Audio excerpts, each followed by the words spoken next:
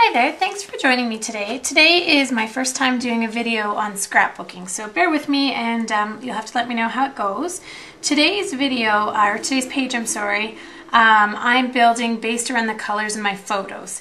Sometimes I just design a page and then find the photos. For this particular page, I found my photos, picked my color scheme and went from there. So this is a Christmas page about Bill, and I decided to pull a blue from his shirt and then the greens from the walls. So I'm using Not Quite Navy textured cardstock and Always Artichoke textured cardstock.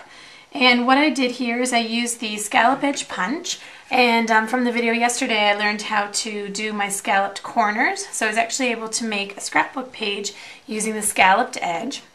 Now before I adhere my layers, what I'm going to do is do all my work on here first, and my final step will be to attach it to the Not Quite Navy cardstock.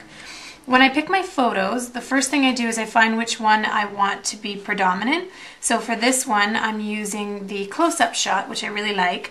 So I'm going to mount it onto my Whisper white cardstock. And I use my ATG gun, which has some acid-free tape in it, to put this on. And I keep this photo at 4 by 6. And then the mat is 4 1/8 by 6 1/8. So I've got this page here. When I do my scrapbooking, I kind of stick to the rule of thumb that I do with stamping, which is stamp, layer, and embellish. And so what I'm going to do, my stamping is really my photos. My layering is between cardstock and paper or pictures, and then my embellish will be some brads and some rub-ons. So this picture here is 2.5 by 3. I lay my photos down kind of where I want them after, well, I've cut them. And here I wanted them kind of staggered again, with this one being the predominant photo, this one being my secondary photo, so I kept it the second largest, or it's actually 4 by 6, it's just not matted. And so I just keep my photos in place as I get my adhesive onto my other layers. And so this is just, our Christmas and kind of highlighting some of the gifts and the moments. So I've got this here, I'll line up. And now I'll do this photo.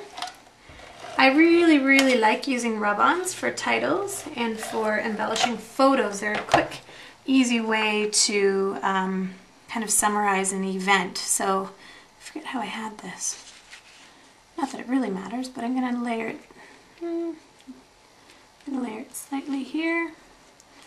I've marked some spots on my pages where I'm going to have some build your own brads. Actually, this photo is underneath, so I should put that one down first. You can see even if I'm prepared, I'm really not here. As much as I've got everything cut out. Okay.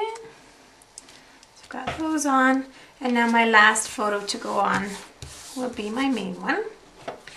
Now to do a rub-on, what you're going to do is you cut out the exact rub-on you want from the big sheet. So I think it's a 6 by 12 inch sheet that you get with all different types of rub-ons and sayings, etc. on it. So you actually cut out the pieces that you're going to use. So this one here, my wish list, Bill requested a Wheel of Wow t-shirt. So I'm just going to stick that directly on my photo. I've peeled off the backing, and then just using the popsicle stick,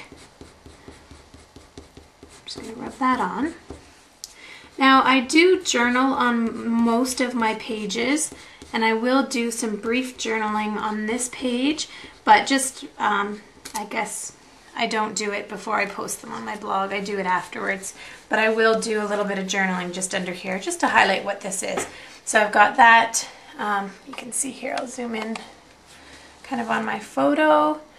And I'm going to do the exact same thing up here with the title. So I have Christmas, which is from the seasonal rub-ons, and then these ones are Moments here is from the Greatest Moments rub-on. So I'll get those on and I'll be right back. Okay, so I'm back. I rubbed on my title, Christmas Moments, just in the same way you saw me do my wish list. And the other thing I've done is I had marked on some spots here just with a marker, and then I punched out with the 1/8 of an inch hole punch some holes here for my Build-A-Brads. If you've not seen a Build-A-Brad before, it's actually, well, a brad you build, but it has a base, and then I punched out a 1/2-inch circle with this Designer Series paper, not quite navy, and then you just put this kind of clear glob on top, and it makes yourself a brad. So this looks like my finished page here, but really I've done all my work and now I'm ready to put it onto my final piece.